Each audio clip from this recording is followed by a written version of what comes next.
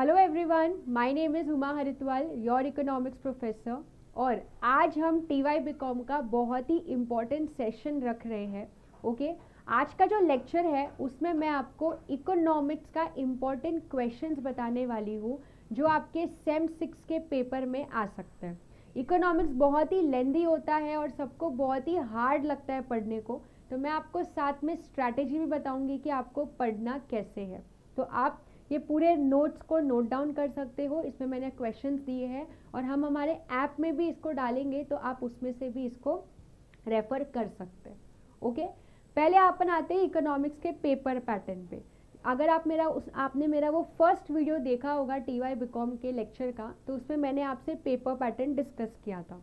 Okay, question number 1 जो होता है वो तो आपका ऑब्जेक्टिव होता है, ठीक है। अभी जो क्वेश्चन नंबर 2 है, ओके, अब यहाँ पे आपको देखो क्वेश्चन नंबर 1 के बाद आता है आपको question number 2, question number 3, question number 4, question number 5 और क्वेश्चन नंबर 6। ओके, अब जो क्वेश्चन नंबर 2 होगा वो आपका मॉड्यूल 1 से आएगा, क्वेश्चन 2 होगा वो क्वेश्चन 3 मॉड्यूल 2 से, क्वेश्चन 4 आपका 3 से, क्वेश्चन 5 आपका मॉड्यूल 4 से। ओके, और आपका जो क्वेश्चन 6 है वो है अपना शॉर्ट नोट्स, जो पूरा मिक्स होता है मॉड्यूल 1 से लेके 4 के बीच में। ओके, अब आपको हर मॉड्यूल में 3 चैप्टर या 4 चैप्टर है। मॉड्यूल 1 में आपको 4 चैप्टर है, मॉड्यूल 2 में आपको 3 चैप्टर है, मॉड्यूल 3 में आपको वापस से 3 चैप्टर है एंड मॉड्यूल 4 में आपको 4 चैप्टर्स है। ओके, अब आपको इतना सारा पढ़ना है, लेकिन एक चीज आप कर सकते हो, हर मॉड्यूल में से आप एक चैप्टर ऑप्शन में छोड़ सकते हो। क्यों ऐसा? लेकिन उसमें से भी कुछ कुछ चैप्टर होंगे जो मैं बताऊंगी कि वो आपको कंपलसरी पढ़ना ही है। ओके, क्यों ऐसा? देखो, अब जो क्वेश्चन नंबर 2 है वो आपका मॉड्यूल 1 से आने वाला है, ठीक है। तो आपको कितने क्वेश्चंस होंगे? आपको 3 क्वेश्चंस आएंगे, 1 2 3। ये 3 में से आपको एनी 2 क्या करना है, अटेम्प्ट करना है। एक क्वेश्चन आपका 7.5 मार्क्स का, मतलब एक पूरा मॉड्यूल आपका 15 मार्क्स का है। आपको 3 में से कोई 2 अटेम्प्ट करना है, बराबर। तो आप हर मॉड्यूल में से एक चैप्टर क्या कर सकते हो, ऑप्शन में छोड़ सकते हो। मैं आपको वो भी बताऊंगी कि कौन सा चैप्टर आप छोड़ भी दोगे तो कोई प्रॉब्लम नहीं है, बस वो चैप्टर का आपको एक MCQ और ट्रू और फॉल्स पढ़ना पड़ेगा, ठीक है। और MCQ ट्रू और फॉल्स पढ़ने के लिए मनन प्रकाशन की बुक है, उसमें से आप रेफर कर सकते हो और पिछले साल के कुछ क्वेश्चन पेपर आप सॉल्व करेंगे तो आपका MCQ और ट्रू और फॉल्स भी हो जाएगा, ठीक है। तो अब हम आते हैं हमारे क्वेश्चन पे, मॉड्यूल नंबर 1। और हर एक चैप्टर का मैंने वीडियो बनाया है, आप मेरा वो वीडियो देख सकते हैं। ओके, हमारे ऐप में भी है और यूट्यूब पे भी हमने डाला हुआ है, तो आप वो रेफर कर सकते हैं। ओके, अभी आते हैं मॉड्यूल नंबर 1। ये वाला चैप्टर तो आपको करना ही है, वेरी वेरी इंपॉर्टेंट, क्योंकि ये वाला जो क्वेश्चन है ये मोस्टली हर साल आया है, या तो आपके ब्रीफ में आया है या तो शॉर्ट नोट्स में आया है। इसमें 2 क्वेश्चंस मेजरली आपको पढ़ना है। एक है रिकार्डियन का comparative cost difference theory of international trade, और दूसरा है critically evaluate the Ricardian theory of comparative cost. इस पूरे चैप्टर का मेरा वीडियो लेक्चर है, आप वो ज़रूर देखना, तो आपको ये पूरा चैप्टर समझ जाएगा, ठीक है। इसमें ये 2 क्वेश्चंस है जो आपको पढ़ना है। ओके, अब आते हैं चैप्टर नंबर 2 पे, जो है अपना हेक्स्चर-ओलिन थ्योरी। ओके, ये वाला क्वेश्चन आ सकता है, डिफरेंस बिटवीन बताना है रिकार्डियन थ्योरी एंड हेक्स्चर-ओलिन, ठीक है। दूसरा है लिमिटेशंस ऑफ हेक्स्चर-ओलिन थ्योरी। ये लिमिटेशंस आपको शॉर्ट नोट्स में आ सकता है, 5 मार्क का जो शॉर्ट नोट है उसमें आ सकता है। फिर एक्सप्लेन जनरल इक्विलिब्रियम अप्रोच, ये भी शॉर्ट नोट्स में पूछा जा सकता है। And explain modern theory of Heckscher Ohlin, ये आपको 7.5 मार्क्स के ब्रीफ में पूछा जा सकता है। ये वाला और ये वाला आपके ब्रीफ में पूछा जा सकता है, और ये दोनों आपके शॉर्ट नोट्स में पूछा जा सकता है। अब ये मॉड्यूल में आपको 4 चैप्टर हैं, तो अब अगर मैं आपको बोलूँ कि कौन सा चैप्टर आप ऑप्शन में छोड़ सकते हो, तो आई विल सजेस्ट कि आप चैप्टर नंबर 4 छोड़ सकते हो। क्यों? क्योंकि ये दोनों लिंक हैं। अगर आप ये पढ़ लोगे, ये भी आपको पढ़ना बहुत ईजी होगा। और हमेशा याद रखना, जो चैप्टर में डायग्राम्स एंड फॉर्मूलाज है ना, वो चैप्टर सबसे ज़्यादा ईजी होता है, क्योंकि उसमें आपको मार्क्स सबसे ज़्यादा मिलते हैं। ओके, फिर चैप्टर नंबर 3 में आपको 2 ही क्वेश्चंस पढ़ने हैं। एक है factors affecting terms of trade and different concepts of terms of trade. ये जो कॉन्सेप्ट्स है ना, ये बहुत इंपॉर्टेंट है। कॉन्सेप्ट्स में ग्रॉस बार्टर, फिर नेट बार्टर, फिर इनकम बार्टर, ये सब अलग अलग टर्म्स ऑफ ट्रेड है, वो आपको आ सकता है। ओके, ये वाला इंपॉर्टेंट क्वेश्चन है, ये आपको ब्रीफ में पूछा जा सकता है। तो चैप्टर 3 में आपको ये 2 क्वेश्चंस पढ़ने हैं। 7.5 मार्क्स है, तो आपको देखो टोटल मिला के 8 से 9 पॉइंट तो लिखना पड़ेगा मीनिंग के साथ, आपको मीनिंग भी लिखना है। ठीक है, ओके। फिर आते हैं चैप्टर नंबर 4 पे। चैप्टर नंबर 4 पे ये जो ऑफर कर्व है, ये ऑफर कर्व आपको शॉर्ट नोट्स में आ सकता है। ठीक है, फिर discuss various gains from international trade, और दूसरा है discuss JS mills theory of reciprocal demand. अब ये दोनों आंसर आपके ऊपर है, आपको पढ़ना है आप पढ़ो, लेकिन अगर आप ये 1, 2, 3 चैप्टर अच्छे से पढ़ रहे हो तो आपको इस चैप्टर का पढ़ने का ज़रूरत नहीं है, बिकॉज ये फिर ऑप्शन में आएगा। ओके, और हेक्सर-ऑलिन या रिकार्डियन, ये दोनों में से एक थियोरी तो कंफर्म आती ही आती है, या तो डेविड रिकार्डो की थियोरी आएगी या तो हेक्सर-ऑलिन का आएगा। ठीक है, तो ये हो गया आपका मॉड्यूल नंबर 1।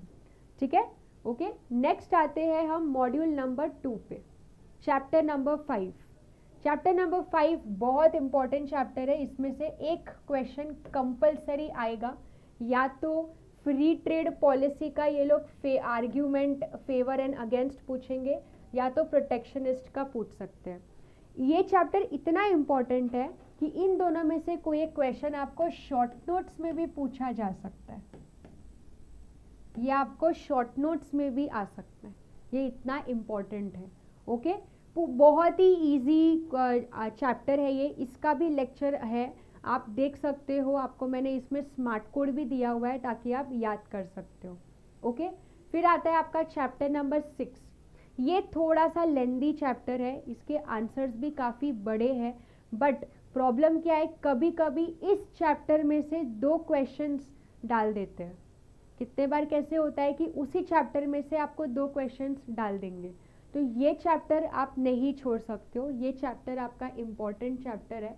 देखो, describe different types of tariff, tariff के types, different types of non tariff, different effects of tariff, economic effects of import tariff. अब इसमें एक चीज़ अच्छा है, अगर आपको इफेक्ट्स ऑफ टैरिफ आ गया ना, तो इम्पोर्ट टैरिफ थोड़ा सा सिमिलर है, तो आपको अलग से ज़्यादा पढ़ने की ज़रूरत नहीं पड़ेगी। चैप्टर नंबर 6, तो अगर आप चैप्टर 5 और चैप्टर 6 अच्छे से कर लेते हो, तो चैप्टर 7 थोड़ा सा आप प्रॉपरली नहीं भी पढ़ोगे तो चलेगा, क्योंकि आप अगर वो 2 चैप्टर अच्छे से पढ़ रहे हो तो। अब चैप्टर 7 में क्या क्या पढ़ना है, what are the reasons for Britain exiting European Union, objectives and achievements of European Union, what is international economic integration, explain its objectives, types of economic integration. ये टाइप्स ऑफ इकोनॉमिक इंटीग्रेशन आपको short notes में पूछा जा सकता है। Okay, सो आपको module 2 में 3 chapters हैं, 3 में से मैं मेजरली ये सजेस्ट करूँगी चैप्टर 5 और चैप्टर 6 पे ज़्यादा ध्यान देना। ओके, नेक्स्ट आपके आते हैं मॉड्यूल नंबर 3। मॉड्यूल 3 में भी आपको 3 चैप्टर है, चैप्टर 8, 9, 10। ओके, चैप्टर 8 में आपको 2 ही क्वेश्चन पढ़ना है, एक structure of balance of payment, very very important, ये वाला क्वेश्चन हर साल एग्जाम में आया है, बैलेंस ऑफ पेमेंट का स्ट्रक्चर। ओके, ये वाला आंसर आप अगर अपने पिछले सालों के क्वेश्चन पेपर देखोगे तो ये बहुत ही इंपॉर्टेंट है, ये हर साल एग्जाम में आया हुआ है। और दूसरा ऑटोनॉमस एंड एकोमोडेटिंग फ्लो, ये कभी कभी आ सकता है या शॉर्ट नोट्स में आ सकता है। ओके, ठीक है, तो मतलब मेजरली आपको ज़्यादा ध्यान ये बैलेंस ऑफ पेमेंट वाले पे करना है, इसका स्ट्रक्चर। ठीक है, नेक्स्ट है आपका चैप्टर नंबर 9, जिसमें आपका है टाइप्स ऑफ डिसइक्विलिब्रियम, ये आपको शॉर्ट नोट्स में पूछा जा सकता है। कॉजेज ऑफ डिसइक्विलिब्रियम, ये मेजर्स वाला आंसर ज़्यादा इंपॉर्टेंट है, इस पे ज़्यादा फोकस करना कि डिसइक्विलिब्रियम को करेक्ट करने के क्या मेजर्स हैं। This is from chapter number 9। फिर आते हैं चैप्टर नंबर 10। चैप्टर नंबर 10 में मैंने 2 ही क्वेश्चंस दिए हैं, एक WTO agreements with reference to TRIP, TRIM and GATS and principle of WTO। Chapter number 10 majorly बहुत बच्चों को हार्ड लगता है, तो अगर आप ये चैप्टर स्किप भी करोगे चलेगा, बिकॉज ये ऑप्शन में आएगा। तो अपने पास चैप्टर 8 है, चैप्टर 9 है, ओके। तो अगर आपको चैप्टर 10 पढ़ना है तो जस्ट एक बार रीड आउट कर सकते हो, और सिर्फ पॉइंटर चाहिए तो आप याद कर सकते हो। इसके अलावा ज़्यादा ध्यान आप चैप्टर 8 और 9 पे देना, ओके। और आपका लास्ट मॉड्यूल है मॉड्यूल नंबर 4। ये सबसे ज़्यादा लेंदी, मैं बोलूँगी सबसे ज़्यादा लेंदी मॉड्यूल है, ठीक है। इसमें 11, 12, 13, 14 4 चैप्टर है, और चारों चैप्टर्स थोड़े से डिफ़िकल्ट भी है, तो इसको थोड़ा ज़्यादा ध्यान दे के आपको पढ़ना है, ओके। चैप्टर नंबर 11 सबसे ज़्यादा इजी चैप्टर है चारों में से। अगर आप पढ़ना स्टार्ट करो मॉड्यूल 4, चैप्टर 11 एकदम इजी चैप्टर है। एक तो आपका फंक्शंस एंड पार्टिसिपेंट्स है जो कि बहुत इजी है और ये एग्ज़ाम में आता है, और आर्बिट्रेज का आपको एग्ज़ाम में शॉर्ट नोट्स आ सकता है 5 मार्क के लिए। तो बस चैप्टर 11 में आपको इतना ही पढ़ना है, okay. Chapter 12 is very important, ये आप स्किप नहीं कर सकते हो, ठीक है। इसके अंदर क्या क्या है देखो, how equilibrium rate is determined, जिसमें आपको डिमांड और सप्लाई का ये ग्राफ बना के एक्सप्लेन करना है, ओके। इसका भी पूरा लेक्चर है हमारा।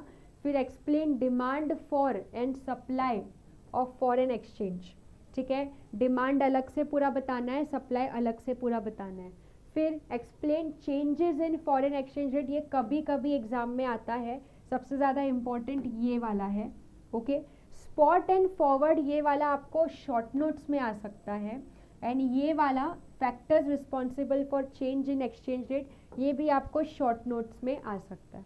तो 2 आपको 5-5 मार्क के शॉर्ट नोट्स में आ सकता है, और ज़्यादा ध्यान आपको फर्स्ट वाले क्वेश्चन पे देना है, ओके। फिर चैप्टर नंबर 13 में तो एक ही क्वेश्चन है, और वो तो मतलब हर साल पूछा गया है, या शॉर्ट नोट्स में पूछते हैं या ब्रीफ में, बस क्वेश्चन के नाम अलग होते हैं। या तो वो लोग बोलेंगे एक्सप्लेन PPP थ्योरी, या तो क्वेश्चन आएगा एब्सोल्यूट एंड रिलेटिव वर्जन, या तो क्वेश्चन आएगा लॉ ऑफ वन प्राइस। ये तीनों क्वेश्चन के एक ही आंसर है, वो एक ही आंसर आपको, तीनों में से कुछ भी ऐसा क्वेश्चन आ रहा है आपको वो एक ही आंसर लिखना है जो आपके नोट्स में है। आपकी जो मनन प्रकाशन का बुक है, टेक्स्ट बुक है, उसमें से पढ़ो, काफ़ी है, ओके। फिर आता है अपना लास्ट चैप्टर, चैप्टर नंबर 14। इसमें जैसे कि मैंने आपको बोला कि आपको 2 ही आंसर पढ़ना है, एक explain the role of central bank या फिर RBI in managing the exchange rate, और दूसरा explain flexible exchange rate system in India. India में जो फ्लेक्सिबल एक्सचेंज रेट सिस्टम है वो कैसे चलता है, ओके। सो ये थे आपके चैप्टर 1 से लेके 14 तक के इम्पॉर्टेंट क्वेश्चंस, ठीक है। इससे ज़्यादा आपको कुछ पढ़ना नहीं है, मैंने आपको इसमें शॉर्ट नोट्स के साथ पूरा बताया है, ओके। तो ये आप रेफ़र कर सकते हो, आप इसका पूरा हमारे ऐप में भी हमें पूरा इम्पॉर्टेंट क्वेश्चंस अपलोड कर देंगे, तो आप ये रेफ़र कर सकते हो, ठीक है। आई होप आपके लिए ये हेल्पफुल रहा होगा, ठीक है। आप जब ब्रीफ आंसर लिखेंगे तो आप ब्रीफ को मीनिंग के साथ प्रॉपरली लिखना, ठीक है। All the very best, thank you so much.